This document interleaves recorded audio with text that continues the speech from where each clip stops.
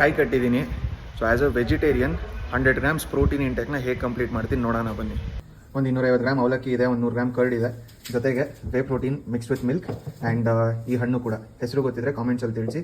So over all ಈ entire ಮೀಲಲ್ಲಿ ನೋಡಿದ್ರೆ ರಫ್ಲಿ around 40 grams protein ಸಿಗುತ್ತೆ. 200 ಗ್ರಾಮ್ಸ್ ರೈಸು, ಜೊತೆಗೆ ಸೊಪ್ಸಾರು, ಆಮೇಲೆ ಒಂದು 150 ಗ್ರಾಮ್ ಕಡಲೆಕಾಳು, ಜೊತೆಗೆ ಹೈ ಪ್ರೋಟೀನ್ ಗ್ರೀಕ್ ಯೋಗರ್ಟ್ ಇದೆ. ಸೊ ಓವರ್ ಆಲ್ ಈ ಮೀಲಲ್ಲಿ ರಫ್ಲಿ will be getting around 30 grams of protein. ಇವಾಗ ಇದು ಮೂರೂ ಸೇರಿಸಿ ರಫ್ಲಿ 30 ಗ್ರಾಮ್ಸ್ ಅಷ್ಟು ಪ್ರೋಟೀನ್ ಆಗಿಬಿಡುತ್ತೆ. ನಿಮಗೆ ವೇ ಪ್ರೋಟೀನ್ ಯೂಸ್ ಮಾಡೋಕ್ಕೆ ಇಷ್ಟ ಇಲ್ಲ ಅಂತಂದರೆ ನೀವು ಸೋಯಾ ಚಂಕ್ಸು ಅಥವಾ ಪನ್ನೀರ್ ತೊಗೋಬೋದು. ನನಗೆ ಇವತ್ತು ಪನ್ನೀರು ಸೋಯಾ ಏನೂ ತಿನ್ನೋಕ್ಕೆ ಮೂಡಿರಲಿಲ್ಲ.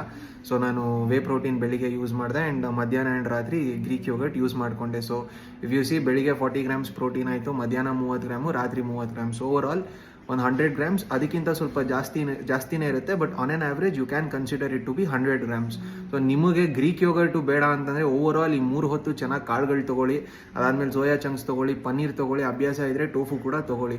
ಸೊ ಇವಾಗ ಚಪಾತಿ ಅಂತ ತೊಗೊಂಡ್ರೆ 3 ಚಪಾತಿಲೂ ರಫ್ಲಿ 10 ಗ್ರಾಮ್ಸ್ ಪ್ರೋಟೀನ್ ಸಿಗುತ್ತೆ. So over all as vegetarians ಆರಾಮಾಗಿ ಈ ಥರ ನೀವು 100 ಗ್ರಾಮ್ಸ್ ಪ್ಲಸ್ ಪ್ರೋಟೀನ ಕವರ್ ಮಾಡ್ಕೋಬೋದು.